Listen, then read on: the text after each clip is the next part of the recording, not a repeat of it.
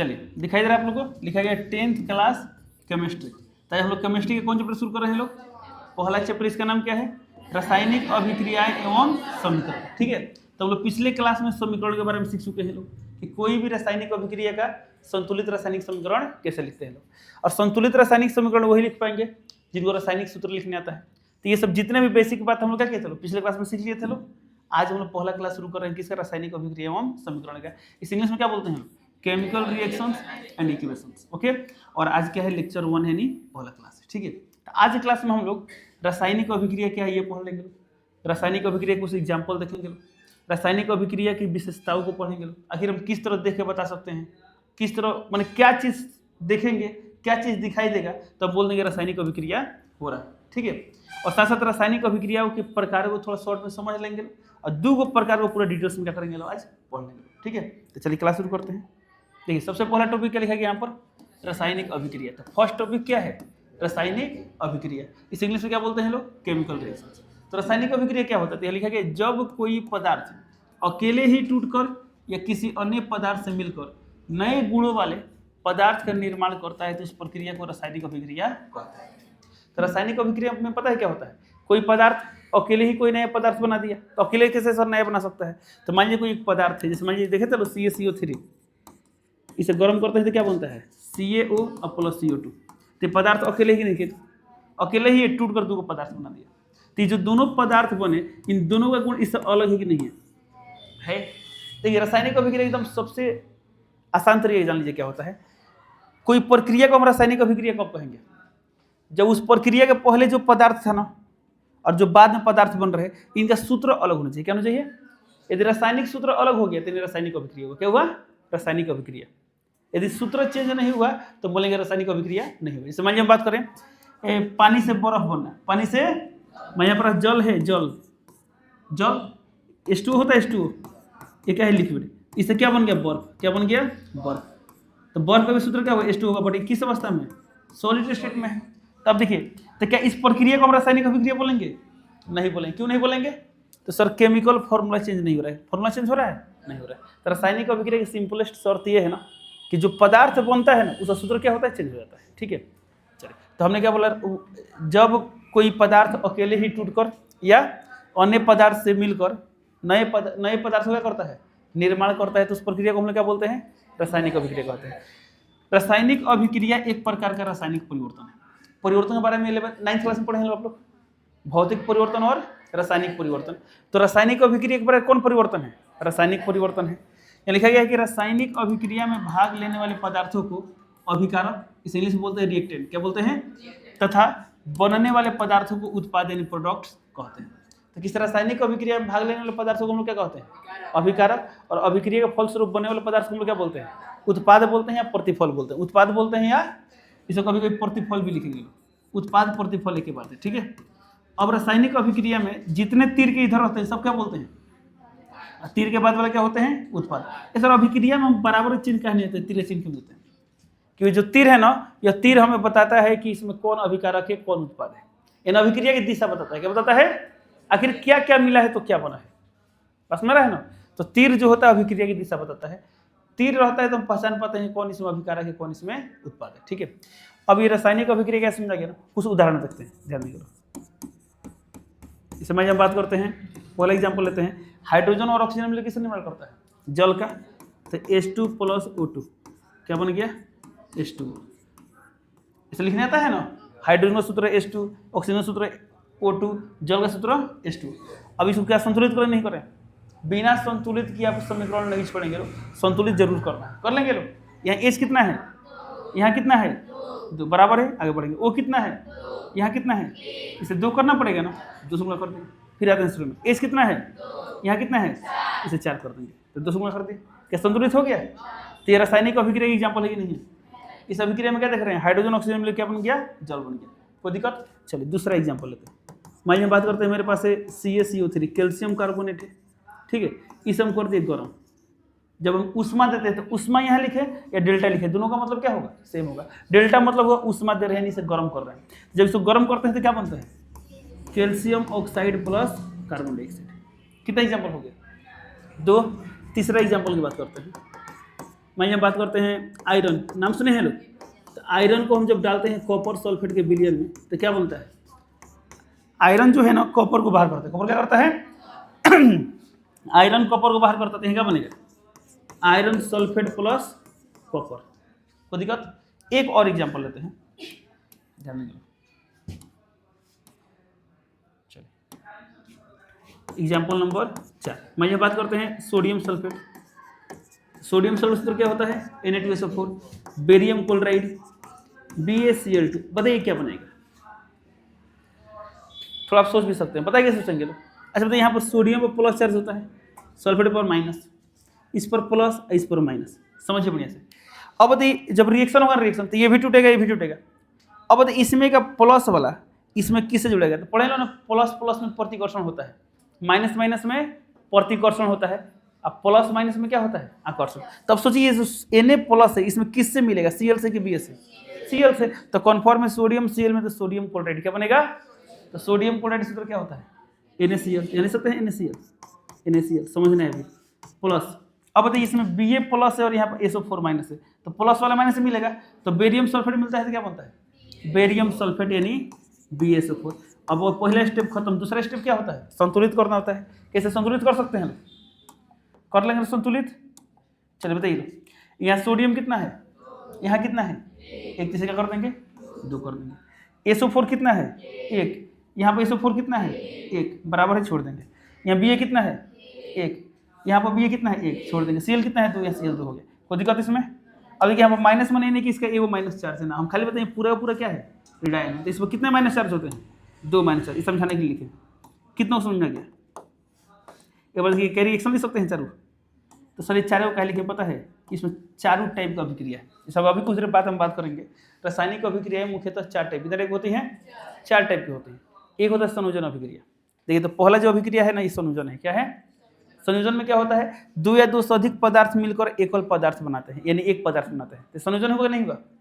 उससे अगला पढ़ेंगे लोग वियोजन अभिक्रिया। वियोजन को हम लोग अपघटन भी बोलते हैं।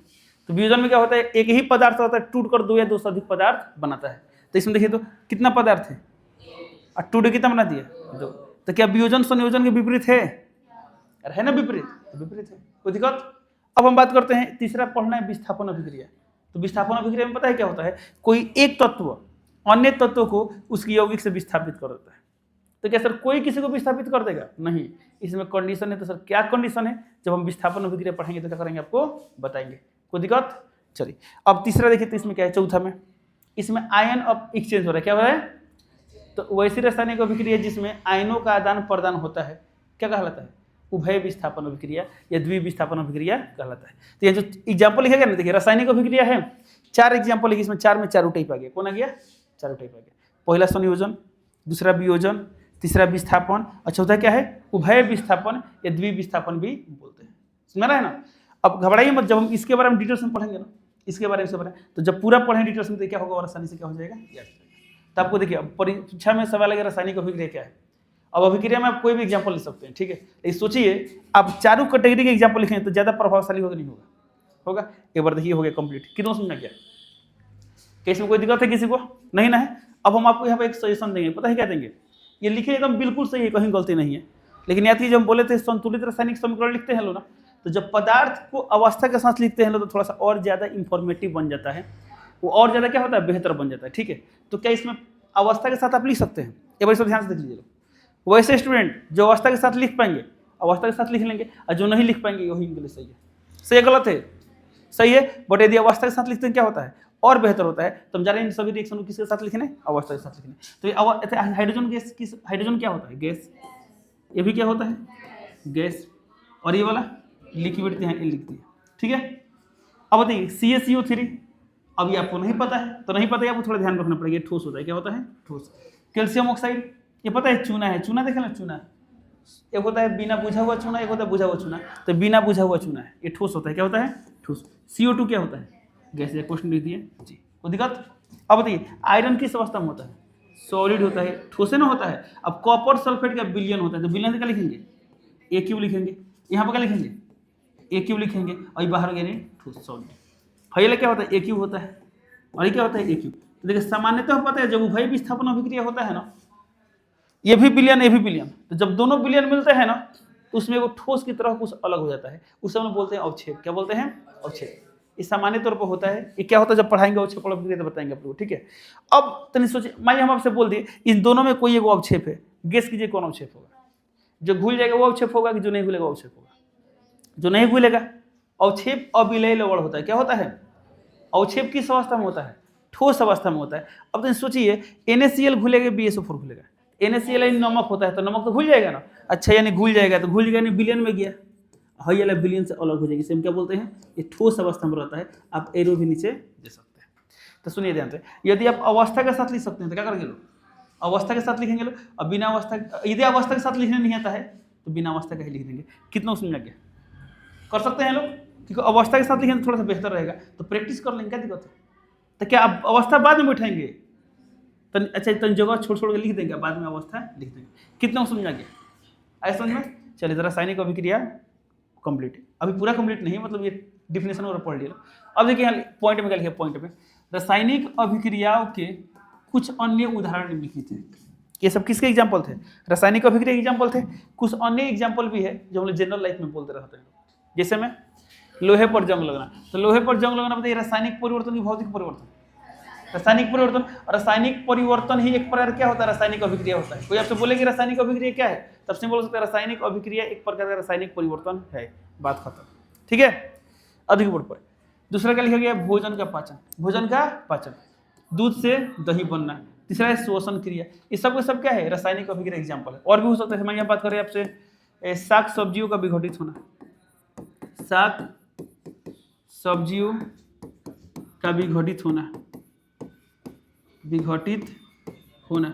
फलों का पकना, फल पकते हैं तो फलों का पकना, ये सब के सब किसके एग्जाम्पल है? रासायनिक अभिक्रिया। यानी ये सब एक प्रकार क्या है? रासायनिक अभिक्रिया है। फलों का पकना। और भी हो सकता है, जैसे अंगूर का किण्वन। तो सर ये किण्वन क्या है?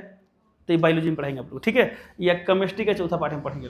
तो इसे बहुत सारे एग्जाम्पल हो सकते हैं जो हम लोग क्या करते हैं, लोग मान दैनिक जीवन में देखने को मिलता है, ठीक है। तो अभी हम लोग क्या देखे लोग? रासायनिक अभिक्रिया क्या है। यहाँ पर 2 पॉइंट लिखा गया है, फिर यह एग्जाम्पल। अच्छा, आपसे मान लीजिए बोले कि इस अभिक्रिया में अभिकारक कौन है, पहचान लेंगे। कौन अभिकारक? H2 और O2 क्या है? अभिकारक है। उत्पाद कौन है? H2O है।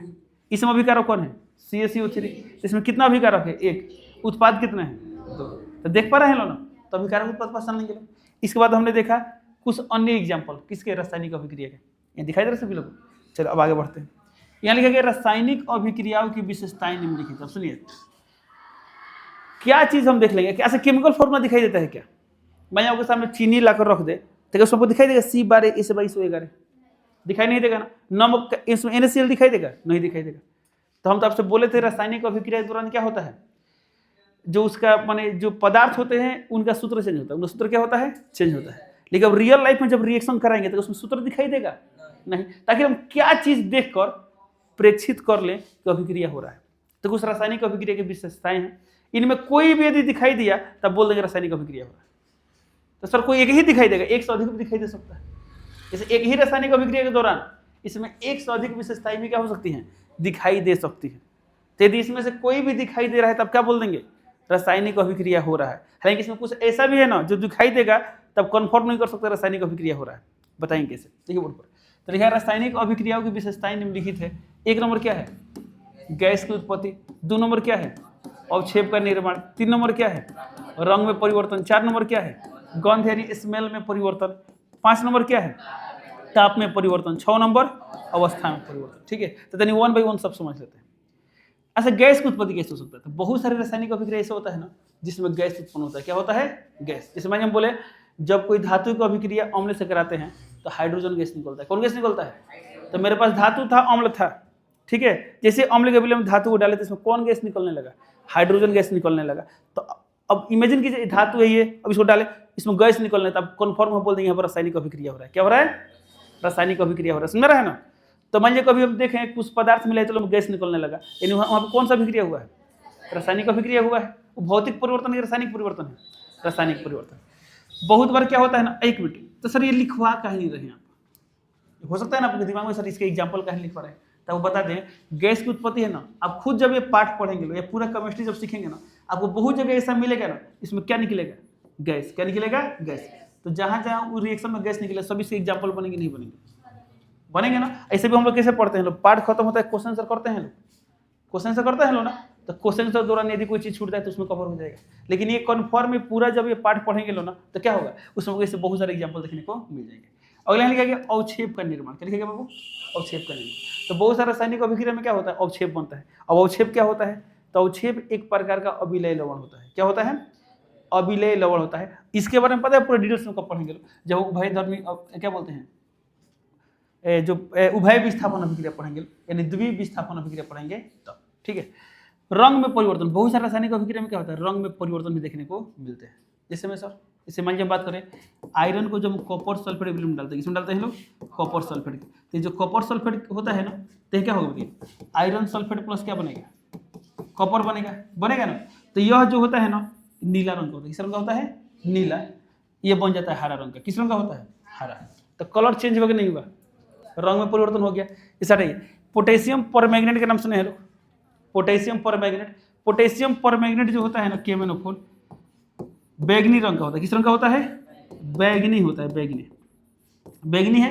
तो जब ये पोटेशियम परमैंगनेट साइट्रिक अम्ल हम लोग सिट्रिक अम्ल बोल सकते हैं, बोल सकते हैं लोग, सिट्रिक अम्ल से अभिक्रिया करता है तो इसका बैगनी रंग गायब हो जाता है। बैगनी रंग क्या होता है, तो सर सिट्रिक अम्ल कहाँ से लेंगे बताइए। तो नींबू में कौन सा अम्ल पाया जाता है, सिट्रिक अम्ल पाया जाता है। तो जब नींबू को इस पर डालेंगे तो क्या होगा, इसका बैगनी रंग क्या हो जाएगा, गायब हो जाएगा। तो इस प्रोसेस में रंग बदला कि नहीं बदला, बदला। यानी ये भी रासायनिक अभिक्रिया है। बहुत सारा अभिक्रिया में क्या होता है, गंध में परिवर्तन होता है, गंध में परिवर्तन, स्मेल चेंज होता है। स्मेल क्या होता है, चेंज होता है। इसका सबसे बढ़िया एग्जाम्पल पता है क्या है, खाना खराब होता है तो उसका रंग, उसका गंध कैसा होता है। अब ये पढ़ेंगे लोग विकृत गंधिता है, तो टॉपिक पढ़ेंगे लोग इसी पार्ट में, लास्ट टॉपिक, इसका नाम क्या है, विकृत गंधिता। तो विकृत गंधिता एक प्रक्रिया है, अरे होता है ना, जब वसा जो या तेलीय खाद्य पदार्थ को लंबे समय तक खुला छोड़ दिया जाता है तो क्या होता है, उसका स्वाद और गंध बदल जाता है। इसी प्रक्रिया को हम क्या बोलते हैं। तो सर क्यों बदल जाता है, कि उसका उपचयन हो जाता है। उपचयन यानी ऑक्सीकरण क्या होता है, इसके बारे में। तो यानी कभी गंध में परिवर्तन दिखे तो हम बोल सकते हैं कि रासायनिक अभिक्रिया हो रहा है। बहुत सारे रासायनिक अभिक्रिया में क्या होता है, ताप में परिवर्तन होता है। क्या होता है, कोई वैसे एग्जाम्पल बताइए इसमें ताप में परिवर्तन। देखें ना, चूना को पानी में डालते हैं, चूना को पानी में डालते हैं तो क्या होता है, गर्म होता है, खोलने लगता है ना। तो इसमें ताप में परिवर्तन हुआ कि नहीं हुआ, यानी रासायनिक अभिक्रिया हो रहा है। बहुत से अभिक्रिया के दौरान क्या होता है, अवस्था में परिवर्तन होता है। किसमें परिवर्तन होता है, अवस्था। इसे यहीं पे देख लीजिए, देखिए हाइड्रोजन किस अवस्था में है, किस अवस्था में है, किस अवस्था में है, लिक्विड। अवस्था बदला कि नहीं बदला, बदला। तो क्या सर अवस्था बदलेगा तो हमसे बोल देंगे कि रासायनिक अभिक्रिया हो रहा है, तो हमेशा नहीं बोल सकते हैं। जैसे में बर्फ से पानी बनना, बर्फ से पानी बनना, अवस्था बदल रहा है कि नहीं बदल रहा है, देखिए रासायनिक अभिक्रिया है नहीं। क्यों, क्योंकि सूत्र चेंज नहीं हो रहा है। H2O और फिर यहाँ बना H2, सॉलिड और यहाँ पर क्या है, लिक्विड। इसे भाप बना दिए, भाप, H2O गैस। तो क्या ये भौतिक परिवर्तन है, रासायनिक परिवर्तन, भौतिक परिवर्तन है। क्योंकि उसमें सूत्र चेंज नहीं हो रहा है। समझ रहा है ना। क्या किसी एक ही रासायनिक अभिक्रिया में इसमें एक से अधिक दिखे जा सकते हैं, इन सारे दिखे जा सकते हैं, ठीक है। तो बस हम ये बोलना चाहते हैं रासायनिक अभिक्रिया की निम्नलिखित विशेषताएं हैं। कभी पूछा जाए रासायनिक अभिक्रिया की कुछ विशेषताओं को बताइए, बता सकते हैं लोग, तो क्या बोलेंगे, गैस की उत्पत्ति, रंग में परिवर्तन, ताप में परिवर्तन, अवस्था में परिवर्तन, गंध में परिवर्तन, अवक्षेप का निर्माण, ये सब बोल सकते हैं लोग ना। अब मैं जिसमें कोई आपसे क्रॉस क्वेश्चन कर दिया है कि ठीक है बताइए अवक्षेप निर्माण वाला एग्जाम्पल बताइए, गैस की उत्पत्ति वाला एग्जाम्पल बताइए, तो हो सकता है शायद आप अभी नहीं बता पाए, ठीक है। लेकिन जैसे ही ये पार्ट खत्म होगा, पता है बहुत, अब चूंकि हम लोग रासायनिक अभिक्रिया दूसरा पाठ में मिलेगा, तीसरा पाठ में मिलेगा, चौथा में मिलेगा ना, तो आपको कहीं ना कहीं ये सभी क्या हो जाएंगे, आपको मिल जाएंगे। तो जब पूरा पढ़ लेंगे तब इससे बहुत सारे एग्जाम्पल आपको मिल जाएंगे, कोई दिक्कत। चलिए अब आगे देखते हैं। लिखा है रासायनिक अभिक्रियाओं के प्रकार। तो रासायनिक अभिक्रिया के मुख्यतः कितने प्रकार है, 4 प्रकार। पहला क्या है, संयोजन अभिक्रिया, इंग्लिश में बोलते हैं कॉम्बिनेशन रिएक्शन, ठीक है। दूसरा क्या है, वियोजन अभिक्रिया, डीकम्पोजिशन रिएक्शन, इसका उल्टा होता है, ठीक है। विस्थापन अभिक्रिया, डिस्प्लेसमेंट रिएक्शन। नेक्स्ट क्या है, द्विविस्थापन अभिक्रिया, डबल डिस्प्लेसमेंट रिएक्शन। तो रासायनिक अभिक्रिया कितने प्रकार के होते हैं, चारों का नाम याद रहेगा ना। चलिए अब 1 by 1 सबके बारे में पढ़ना है। आज हम लोग किसके बारे में पढ़ेंगे, संयोजन के बारे में, वियोजन के बारे में। तो थोड़ा सा तो समझ आ गया होगा। संयोजन अभिक्रिया में क्या होता है, पदार्थें संयोजित होती हैं, नाम में ही छिपा हुआ है। तो जब 2 या 2 से अधिक पदार्थ मिलकर कोई एकल पदार्थ यानी सिंगल पदार्थ का निर्माण करते हैं तो उस अभिक्रिया को हम लोग क्या बोलते हैं? समझ अभिक्रिया बोलते हैं। अब अपने से भी बोल सकते हैं ना। वियोजन अभिक्रिया में क्या होता है? एक ही पदार्थ रहता है और टूट कर दो या दो से अधिक पदार्थ का निर्माण कर देता है, उसे क्या बोलते हैं? वियोजन। तो क्या यहीं टूट जाएगा? यहीं टूट जाएगा। उसे तोड़ने के लिए हमें ऊर्जा क्या देना पड़ता है? अब ये ऊर्जा के विभिन्न रूप हो सकते हैं। हो सकता है उसमें ऊर्जा हो, क्या हो? उसमें ऊर्जा हो, तो समझ लीजिए। हो सकता है कि ये क्या हो? विद्युत ऊर्जा हो। क्या हो सकता है? विद्युत ऊर्जा हो सकता है प्रकाश ऊर्जा हो। क्या हो? प्रकाश ऊर्जा हो। तो सुनिए, वियोजन अभिक्रिया के लिए हमें ऊर्जा की आवश्यकता किसकी आवश्यकता होती है? ऊर्जा की आवश्यकता। तो यदि वियोजन अभिक्रिया हम उसमें ऊर्जा से कराते हैं तो सब बोलेंगे उसमें वियोजन अभिक्रिया। क्या बोलेंगे? यदि वियोजन अभिक्रिया विद्युत धारा से कराते हैं, विद्युत ऊर्जा से कराते हैं, तो सब बोल सकते हैं विद्युत वियोजन अभिक्रिया। तो इसका एक और ही नाम है, इसे विद्युत अपघटन भी बोलते हैं। क्या बोलते हैं? सर अपघटन क्या है बोलते हैं? तो वियोजन अभिक्रिया का दूसरा नाम क्या है? अपघटन अभिक्रिया। प्रकाश वियोजन अभिक्रिया। तो जब वियोजन अभिक्रिया हम किसका इस्तेमाल करेंगे? प्रकाश ऊर्जा का। तो सब क्या बोल देंगे? प्रकाश वियोजन अभिक्रिया। कोई दिक्कत? चलिए, तो इन दोनों को पढ़ते हैं बढ़िया से, ध्यान देंगे। पहला क्या लिखा है बाबू यहाँ पर? संयोजन अभिक्रिया। क्या लिखा गया है? संयोजन अभिक्रिया। तो वह रासायनिक अभिक्रिया जिसमें दो या दो से अधिक पदार्थ मिलकर एक ही उत्पाद बनाते हैं, यानी एक ही पदार्थ का निर्माण करता है, वैसे भी लिख सकते हैं, संयोजन अभिक्रिया कहलाती है। परिभाषा आसानी की भरी है, आसान है। दो या दो से अधिक पदार्थ मिलकर जब एक ही उत्पाद का निर्माण करते हैं तो क्या कहलाती है? वह रासायनिक अभिक्रिया क्या कहलाती है? संयोजन अभिक्रिया कहलाती है। अब इससे एग्जाम्पल क्या खुद सोच सकते हैं लोग? अरे बहुत सारा रासायनिक अभिक्रिया देखे हैं लोग, तो उसमें वही सब अभिक्रिया लिखना है। इसमें क्या होता है? तीर के बाद को पदार्थ दिखाई देता है, एक पदार्थ। क्या खुद से सोच सकते हैं? कोई एग्जाम्पल बोलिए तो। Very good. H2 यदि अवस्था आता है तो लिखेंगे, नहीं आता है तो नहीं लिखेंगे। तो H2 प्लस O2 क्या बन गया? H2O। ये संयोजन अभिक्रिया है कि नहीं है? क्यों है? कि उसमें दो पदार्थ मिलकर एक पदार्थ बन रहा है, तीन पदार्थ मिलकर एक बने तो तभी संयोजन है, चार पदार्थ मिलकर एक बने तो संयोजन का शर्त क्या है? इधर कितना पदार्थ बनना चाहिए? एक पदार्थ बनना चाहिए, इधर एक से अधिक होना चाहिए। दूसरा एग्जाम्पल सोचिए तो, हाँ, N2 plus H2 ammonia, NH3 पढ़े ही नहीं पढ़े लोग। C कार्बन क्या है? सॉलिड है। ऑक्सीजन क्या है? गैस है। क्या बनता है? CO2। CO2 क्या होता है? गैस होता है। सही गलत? इससे बहुत सारे एग्जाम्पल सोच सकते हैं, नहीं सोच सकते हैं लोग। मैं हम एक और एग्जाम्पल लेते हैं, मैग्नीशियम प्लस ऑक्सीजन। मैग्नीशियम किस अवस्था में होता है? सॉलिड स्टेट में होता है, धातु है ना। Oxygen gas. एक वैसा धातु का नाम बताइए जो द्रव अवस्था में होता है, कम रेखा पर? पारा। पढ़े लो ना पारा। और बाकी सब धातु क्या होगा? ठोस अवस्था में रहेगा। तो ये ठोस में है, ये गैस के रूप में है। क्या बनेगा यहाँ पर? Magnesium oxide. ये भी क्या होता है? सॉलिड होता है, ये पाउडर के फॉर्म में होता है। ठीक है। जब ये जलता है तो श्वेत में क्या होता है? चमकीला प्रकाश उत्पन्न होता है। कैसे क्या होता है? जब हम क्या बोले, पाठ खत्म करने के बाद कुछ महत्वपूर्ण बातें पढ़ेंगे लोग, उसमें सब क्या हो जाएगा? कवर हो जाएगा। ठीक है। और भी बहुत सारी एग्जाम्पल मान बात करते हैं। चूना का नाम सुने? चूना, कैल्शियम ऑक्साइड ठोस अवस्था में, जिसको पानी में डालते हैं, पानी का नाम सुने हैं लोग? H2O किस अवस्था में होता है? लिक्विड। तो क्या बनाता है? Calcium hydroxide. ये क्या हो गया? जलीय विलयन हो गया। इसी विलयन को क्या करते हैं? दीवार के सफेदीकरण में करते हैं। इस प्रक्रिया में क्या निकलता है? उसमें भी निकल देते हैं, प्लस आप उसमें भी लिख सकते हैं। संयोजन है कि वियोजन है? और सर यहाँ दो पदार्थ, क्या दो पदार्थ बन रहा है? पदार्थ एक ही को बन रहा है। उसमें कोई और सूत्र होता है क्या? नहीं ना होता है। तो पदार्थ एक ही ना बना, इसके साथ क्या हुआ? उसमें भी निकला। तो ये भी संयोजन में, किसमें आएगा? संयोजन में। अब याद है, कोई भी रासायनिक अभिक्रिया का समीकरण लिखते हैं ना तो उसको संतुलित भी करते हैं। क्या करते हैं? बिना संतुलित के छोड़ेंगे गलती होगा। क्या होगा? गलती। क्या सब संतुलित कर लेंगे लोग? यहाँ H कितना है? यहाँ कितना है? बराबर है। O कितना है? यहाँ कितना है? इसे 2 करेंगे, आगे फिर यहाँ H कितना है? 2, यहाँ पर 4, तो यहाँ 4 कर दिए। कार्बन 1 ऑक्सीजन 2 ऑक्सीजन 2, पहले से क्या है? संतुलित है। मैग्नीशियम कितना है? यहाँ कितना है? 1। ऑक्सीजन कितना है? यहाँ कितना है? इसे 2 करना पड़ेगा ना, 2 करते फिर शुरू से आते हैं। Mg कितना है? यहाँ पर कितना है? 2। अब आप ही बताइए, कल यदि बेसिक नहीं पढ़ते ये सब आता है? हम इसलिए बोल रहे हैं, यदि आप चाहते हैं पूरा बढ़िया समझ में आए, इसके उपाय क्या है? बेसिक किसी तरह वो कंप्लीट होना चाहिए। कोई दिक्कत है? देखिए तो Ca कितना है? इधर Ca कितना है? 1। इधर ऑक्सीजन कितना है? 1 है कि 2 है? 2 है ना। पूरा 3 इधर रखना है, 2। इधर कितना है? 2। इधर H कितना है? यहाँ कितना है? 2। बराबर है, कंप्लीट। और भी एग्जाम्पल ले सकते हैं लोग क्या? अब देखिए कितना एग्जाम्पल दिख रहा है बताइए तो? 4। क्या और एक एग्जाम्पल ले सकते हैं? हम इसे पूछ रहे हैं। एक क्या, बहुत सारा ले सकते हैं। जैसे Ag plus Bl2 AgBr, H2 plus O2 तो खेल लीजिए, H2 प्लस Cl2 HCl, बहुत सारा बन सकता है ना। चलिए 4 है ना पे, बट हम ये बोल रहे हैं आप बहुत सारे एग्जाम्पल क्या कर सकते हैं? इसमें लिख सकते हैं। कितने को समझ में आ गया? कैसे किसी को दिक्कत है? क्लियर है? चलिए, तो ये क्या रहा? संयोजन अभिक्रिया। तो यदि एग्जाम में आता है 2 नंबर का संयोजन अभिक्रिया क्या है, आप परिभाषा लिख दिए और कम से कम 2 को एग्जाम्पल भी लिख देंगे, क्या हो जाएगा? आपको 2 नंबर आसानी से मिल जाएगा। तो सुन लीजिए लोग, कभी भी केमिस्ट्री में कोई भी बात आप लिख दिए, उस बात से संबंधित कोई अभिक्रिया है, आप अभिक्रिया लिखेंगे तो आपको नंबर पूरा मिलेगा, और नहीं लिखेंगे तो नहीं मिलेगा।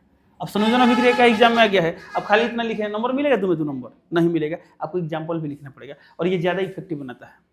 तो केमिस्ट्री के सवाल को प्रभावशाली कौन बनाता है? Chemical reactions. और फिजिक्स के सवाल को फॉर्मूला, डायग्राम, बस में रहा है ना ये सब चीज़, ठीक है। चलिए, आज के लिए लास्ट पढ़ेंगे लोग क्या चीज़? वियोजन अभिक्रिया। इसके और नाम क्या है? अपघटन अभिक्रिया। चलिए देखिए क्या है अपघटन अभिक्रिया। कोई दिक्कत? तो वियोजन अभिक्रिया है चाहे अपघटन अभिक्रिया, दोनों का मतलब क्या समझेंगे? सेम समझेंगे। तो सर वियोजन अभिक्रिया क्या होता है? परिभाषा आप खुद से भी बोल सकते हैं। तो लिखा गया है, वह रासायनिक अभिक्रिया जिसमें कोई एकल पदार्थ टूटकर 2 या 2 से अधिक पदार्थों का निर्माण करता है, वियोजन अभिक्रिया कहलाती है। कोई दिक्कत? यानी वो रासायनिक अभिक्रिया क्या कहलाती है? वियोजन अभिक्रिया कहलाती है। इसका आप ऐसे बोल सकते हैं, जब कोई एकल पदार्थ टूटकर 2 या 2 से अधिक पदार्थों का निर्माण करता है तो उस अभिक्रिया को वियोजन अभिक्रिया कहते हैं। तो आप इसे जैसे लिखना लिख लीजिए, कोई दिक्कत? अब देखिए यहाँ पे पॉइंट लिखा गया है, इस अभिक्रिया के लिए किसकी आवश्यकता होती है? ऊर्जा की आवश्यकता होती है, जैसे उष्मीय ऊर्जा, प्रकाश ऊर्जा, विद्युत ऊर्जा। कोई दिक्कत? अब यहाँ पर क्या लिखना है? उदाहरण। तो अब उदाहरण में कोशिश करते ऐसे एग्जाम्पल लिखे ना जिसमें क्या हो जाए, जैसे एक उष्मीय ऊर्जा वाला लिख सकते हैं, एक प्रकाश ऊर्जा वाला लिख सकते हैं, और किसे लिख सकते हैं? विद्युत ऊर्जा वाला। तो चलिए एक उष्मीय ऊर्जा वाला लिखते हैं। तो क्या कभी अभी तक ये देखे हैं ना उष्मीय ऊर्जा वाला? कब देखे हैं लोग? CaCO3। चलिए, तो CaCO3 सॉलिड था, इसको हमने गर्म किया, ऊष्मा दिया, इसमें क्या हुआ? ऊष्मा। अब यहाँ पर ऊष्मा भी लिख सकते हैं, क्या लिख सकते हैं बाबू? ऊष्मा लिख सकते हैं, सुन रहे हैं ना? तो क्या बनेगा ये वाला? CaO plus CO2। यदि अवस्था नहीं याद है कोई दिक्कत नहीं, अब अवस्था नहीं लिखेंगे। यदि कन्फर्म पता है तो लिखेंगे, नहीं पता है तो बिना अवस्था का ही लिख देंगे। कोई दिक्कत इसमें? चलिए, तो ये तो हो गया क्या? उष्मीय वाला। चलिए प्रकाश वाला बोलिए, तो क्या प्रकाश वाला कोई पढ़े हैं लोग? नहीं पढ़े हैं लोग। तो चलिए एक ध्यान देंगे लोग, ये बहुत इंपॉर्टेंट रिएक्शन है, सिल्वर ब्रोमाइड।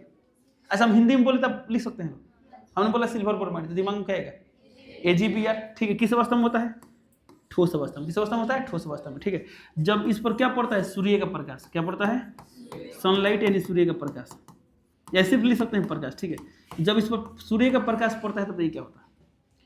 वियोजित होगा। तो क्या बनेगा? सिल्वर। तो सिल्वर सूत्र Ag, अब प्लस ब्रोमीन, ब्रोमीन सूत्र Br2। सिल्वर किस अवस्था में होगा? ठोस अवस्था में। अब ब्रोमीन किस अवस्था में होगा? तो सामान्य ताप पर ब्रोमीन क्या होता है? द्रव होता है। क्या होता है? द्रव। बढ़ चुकी है, प्रकाश की उपस्थिति में हो रहा है ना, तो यहाँ पर गैस के रूप में रहता है। किस रूप में रहता है? गैस के रूप में। ध्यान देंगे, कोई दिक्कत? इसलिए आपको कन्फर्म रिएक्शन में अवस्था पता है तो लिखेंगे, नहीं पता है तो नहीं लिखेंगे। मान लीजिए किसी को अवस्था नहीं पता था, सिर्फ यहाँ लिख देता AgBr, सूर्य का प्रकाश, Ag प्लस Br2, फिर संतुलित करते हैं। क्या गलती है? सही है, लेकिन थोड़ा सा हम लोग कोशिश करें एकदम बेहतर से बेहतर बने। कोई दिक्कत? चलिए अब देखिए संतुलित करते हैं। यहाँ पर Ag कितना है? यहाँ कितना है? 1। आगे बढ़ते हैं। Br कितना है? वहाँ कितना है? इसे 2 करना पड़ेगा ना, तो 2 कर दिए। यहाँ Ag कितना है? यहाँ कितना है? 1, तो 2 कर दिए। कोई दिक्कत? और ये जो अभिक्रिया ना अभिक्रिया, इस अभिक्रिया को उपयोग पता है कहाँ करते हैं लोग? श्याम श्वेत फोटोग्राफी में करते हैं, उसे बोलते हैं ब्लैक एंड व्हाइट फोटोग्राफी। इस पर ब्लैक एंड व्हाइट फोटोग्राफी का उपयोग कैसे होता है? तो ये चीज़ हम लोग करेंगे क्वेश्चन आंसर में। किसमें कर लेंगे लोग? क्वेश्चन आंसर में। कोई दिक्कत? फिलहाल आप जान लीजिए इस अभिक्रिया का उपयोग कहाँ किया जाता है। तो हम पॉइंट में लेते हैं, इस अभिक्रिया का उपयोग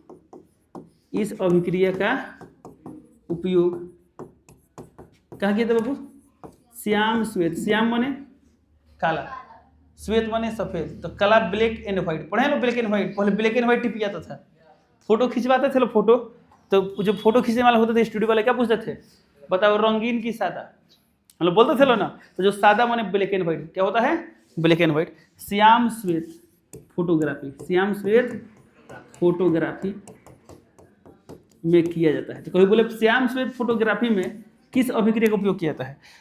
तो ये अभिक्रिया लिख लेंगे लोग। तो इस अभिक्रिया का उपयोग श्याम श्वेत फोटोग्राफी में किया जाता है। कोई दिक्कत? चलिए एक और रिएक्शन लिखेंगे, किसका? कौन वाला है बाबू? विद्युत ऊर्जा वाला। ठीक है, इसे हम लोग बोलते हैं विद्युत अपघटन। क्या बोलते हैं? अब विद्युत अपघटन क्या, उसको डिटेल से पढ़ेंगे लोग। कहाँ? जब क्वेश्चन आंसर करेंगे तब। अभी थोड़ा सिर्फ समझा देते हैं। बट विद्युत अपघटन के इसको कहाँ कवर करेंगे क्वेश्चन आंसर में। अब दिमाग में भी सर आप एक ही एग्जाम्पल लिखवाए हैं उसमें वियोजन वाला, आप खाली पार्ट पढ़िए देखो इसमें तरह ढेर बेटा जी सुनाई दिया। इस तरह से एक ही प्रकाश वाला लिखवाए हैं, आप पूरा पाठ पढ़िए, इससे आपको बहुत सारा मिल जाएगा। बाई द वे दिन नहीं मिलता है तो कहाँ करेंगे लोग, जब ये पार्ट खत्म हुआ तो क्वेश्चन आंसर चलता है ना, एक दिन आपको मौका मिलता है करने के लिए, उसके बाद हम एक्सप्लेन करते हैं। तो जब हम परफेक्ट आंसर लिखवाएंगे ना उसमें आपको ये सब मिल जाएगा। ठीक है, चलिए 3 नंबर बात करते हैं, किसका, विद्युत ऊर्जा वाला। ठीक है, तो जब किसी विद्युत अपघट्य, अब मान बोले विद्युत अपघटन क्या है, तब क्या बोल दिए, जब वियोजन अभिक्रिया विद्युत ऊर्जा द्वारा होता है तो सब क्या बोलते हैं, विद्युत अपघटन या विद्युत वियोजन अभिक्रिया कहते हैं। बट इसका और बेहतर डिफिनेशन हो सकता है, बताइए क्या हो सकता है, जब कोई गलित विद्युत अपघट्य या विद्युत अपघट्य के विलयन से विद्युत धारा प्रवाहित कराई जाती है तो वियोजित हो जाता है। क्या होता है, वियोजित हो जाता है। इसी प्रक्रिया को विद्युत अपघटन कहा जाता है। ठीक है, इसमें एनोड की जरूरत होती है, कैथोड की जरूरत होती है, ये पूरा जो सेटअप होता है ना कैसे होता है ये सब हम लोग को मिलेगा क्वेश्चन आंसर में। ठीक है, चलिए तीसरा एग्जांपल समझते हैं लोग। तो मान हम बात करते हैं गलित सोडियम क्लोराइड लेते हैं, कहते हैं गलित माने ठोस अवस्था की द्रव अवस्था, द्रव अवस्था गल गया है ना, गल गया है तो यहाँ लिक्विड लिखेंगे, क्या लिखेंगे, लिक्विड। ठोस अवस्था में धारा प्रवाह नहीं होगा, माना है ना। तो गलित सोडियम क्लोराइड, अभी हम क्या कर रहे हैं, विद्युत धारा, यह क्या है बाबू, विद्युत धारा या विद्युत ऊर्जा लिख सकते हैं। ठीक है, तो जब गलित सोडियम क्लोराइड से विद्युत धारा प्रवाहित कराएंगे तो पता है क्या होगा, सोडियम अलग और क्लोरीन अलग। देखिए क्या अलग हुआ है, सोडियम अलग और क्लोरीन अलग। ठीक है, संतुलित कर लेंगे। यहाँ सोडियम कितना है, यहाँ कितना है, 1। आगे बढ़ते हैं, Cl कितना है, यहाँ कितना है, 2। इसे 2 करना पड़ेगा ना। अब फिर से मिलाते हैं, सोडियम कितना है, यहाँ कितना है, 1, इसे 2 कर दिए। अब इसका भी तो अवस्था लिखना होगा ना। ये किस अवस्था में होता है, ठोस अवस्था में, और ये होता है गैस अवस्था में। किस अवस्था में होता है, गैस अवस्था में। ठीक है, तो जब इसका वियोजन होता है ना तो एगो एनोड पर मुक्त होता है, वो कैथोड पर मुक्त होता है। थोड़ा एनोड कैथोड का कॉन्सेप्ट समझिए बढ़िया से। जैसे हमने यहाँ पर क्या लिया, गलित NaCl, मानते हैं इस बर्तन में हमने क्या ले लिया, गलित NaCl। ये वाला क्या है, NaCl गलित है, गला हुआ है। क्या इसमें NaCl के अलावा अन्य कोई पदार्थ है, नहीं, खाली NaCl है। ठोस में अवस्था में कि द्रव अवस्था में, तो हम गलित NaCl बोले या द्रवित NaCl बोले, दोनों का मतलब क्या हुआ, सेम हुआ। अब इसमें धारा प्रवाहित कराना है तो एक धातु और रोड यहाँ लगाते हैं, एक धातु रोड यहाँ लगाते हैं। ठीक है, अब इसको सेल या बैटरी से जोड़ना पड़ेगा। मान लीजिए इसको हम सेल से जोड़ते हैं, ये बैटरी से, ये सेल है, क्या है, सेल। इस का और लगाते हैं, ये 2 सेल का बैटरी हो गया। सेलों के संयोजन को हम लोग क्या कहते हैं, बैटरी। ये बात आपको विद्युत धारा में पढ़ने को मिलेगा। कहाँ मिलेगा, विद्युत धारा में। है जो बड़ा वाला प्लस को रिप्रेजेंट करता है, छोटा वाला माइनस रिप्रेजेंट करता है। अब तो ये वाला प्लस है तो ये वाला प्लस होगा, ये वाला क्या होगा, माइनस। तो सुनिए सिंपल है, धातु का छोड़ता है, ये धातु का छोड़ता है, तो जिस धातु के छोड़ को, इन दोनों को हम लोग बोलते हैं इलेक्ट्रोड। क्या बोलते हैं, तो जिस इलेक्ट्रोड को बैटरी के धन टर्मिनल से जोड़ते हैं उसे हम लोग बोलते हैं एनोड। क्या बोलते हैं बाबू, एनोड। और जिस इलेक्ट्रोड को बैटरी के ऋण टर्मिनल जोड़ते हैं इसे हम लोग बोलते हैं कैथोड। क्या बोलते हैं, कैथोड।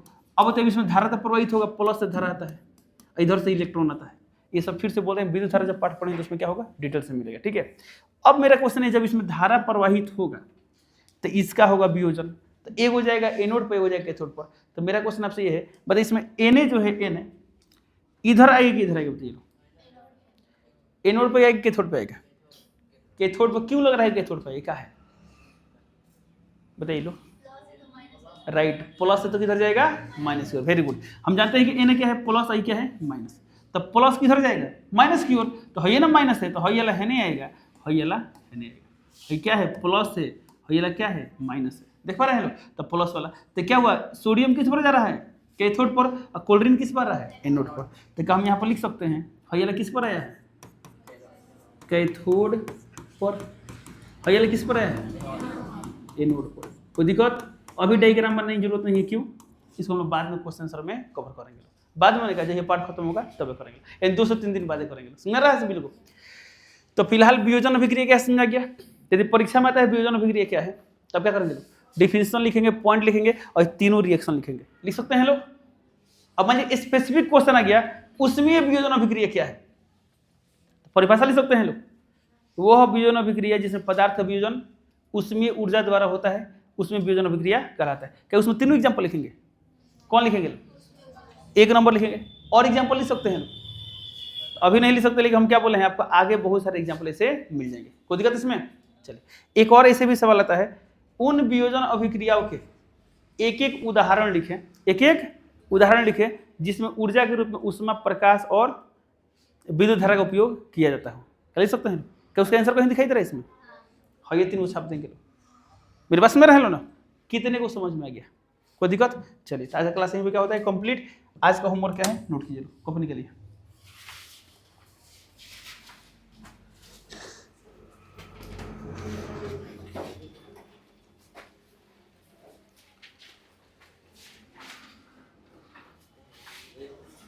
बोले देखिए, रासायनिक अभिक्रिया क्या है? देखिए, रासायनिक अभिक्रिया क्या है? उदाहरण दे। रासायनिक अभिक्रिया क्या है? उदाहरण दे। लिख लो, अगला क्वेश्चन लिख लो। रासायनिक अभिक्रियाओं की विशेषताओं को लिखें। रासायनिक अभिक्रियाओं की विशेषताओं को लिखें। रासायनिक अभिक्रियाओं की विशेषताओं को लिखें। लिखे लो, अगला क्वेश्चन लिखे लो। संयोजन अभिक्रिया क्या है? उदाहरण दे। संयोजन अभिक्रिया क्या है? उदाहरण दे।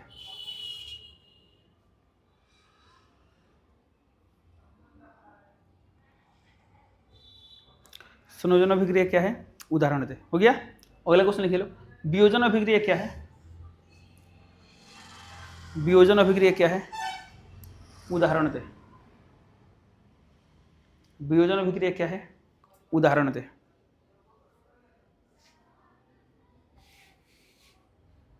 कितना सवाल हो गया? 4। एक और क्वेश्चन लिख लीजिए लो। ठीक है, उस रासायनिक अभिक्रिया के लिए संतुलित रासायनिक समीकरण लिखें। उस रासायनिक अभिक्रिया के लिए संतुलित रासायनिक समीकरण लिखें। संतुलित रासायनिक समीकरण लिखें जिसका उपयोग श्याम श्वेत फोटोग्राफी में किया जाता है। जिसका उपयोग, फिर से बोले, उस रासायनिक अभिक्रिया के लिए संतुलित रासायनिक समीकरण लिखें। संतुलित रासायनिक समीकरण लिखें जिसका उपयोग श्याम श्वेत फोटोग्राफी में किया जाता है। जिसका उपयोग श्याम श्वेत फोटोग्राफी में किया जाता है। लिख लिया लो। चलिए, तो ध्यान देंगे क्या करना है बाबू। सबसे पहला बात है कि कॉपी ध्यान से पढ़ेंगे लोग। कोशिश करेंगे पूरा आपको याद हो जाए। क्या हो जाए? याद। अब याद हो जाता है तब ये होमवर्क बनाएंगे। तो होमवर्क बनाएंगे कैसे लिखेंगे लोग? अंदाजी लिखेंगे लोग, बिना देखे लिखेंगे लोग। कोई दिक्कत? जितना बताएंगे कोई डाउट है? कोई डाउट नहीं ना है? चल ठीक है।